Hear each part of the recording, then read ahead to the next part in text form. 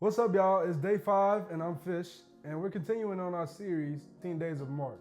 And for some of you guys who've been following along, I just want to highlight just how hard it might have been to make it to day 5 and just how hard it's getting to continue to do this. You see, when you start to do something right, when you start to do something for the Lord, the devil sees you and he wants to attack you.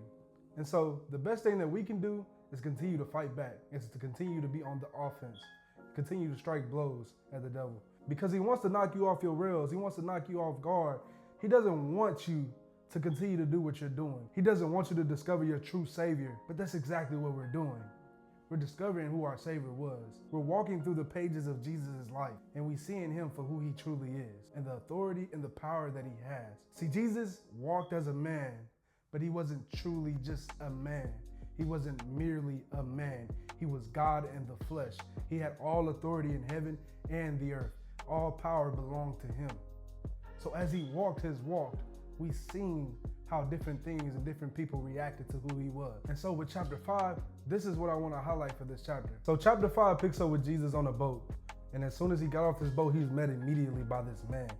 Now, this wasn't just some ordinary man. This was a man who had an unclean spirit. What's an unclean spirit, Fish? An unclean spirit is basically a demon. So he was possessed by a demon. Now, this man in particular lived in the tomb. Nobody was able to bind this guy. Nobody was able to get a grip on him. It was almost as if whatever spirit was tormenting him, it was way too strong for mankind. And so whenever they tried to put chains on him, whenever they tried to shackle him, he was so strong that he would literally break these chains. Can you imagine putting chains on a mere man and he breaks these chains? I would have been frightened for sure. And this man was low-key crazy. Like, he was low-key a lunatic. He would be screaming day and night, cutting himself with stones.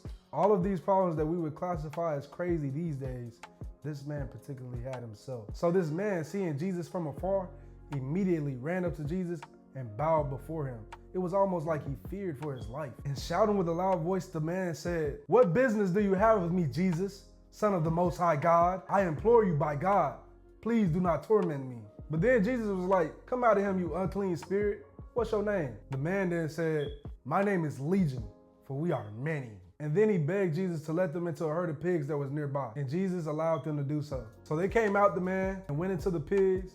And then the pigs immediately ran down the bank and into the sea and drowned. So 1, we see the symbolism with unclean spirits and unclean animals. But 2, we also see the authority that Jesus had to cast out unclean spirit. But I do have one question for y'all. Why do you think Jesus asked the unclean spirit for his name? Why do you think that is of importance? Could you please drop that answer down in the comments and let me know what you think? But that's all I have for y'all today. I'll see y'all tomorrow for day 6. Peace.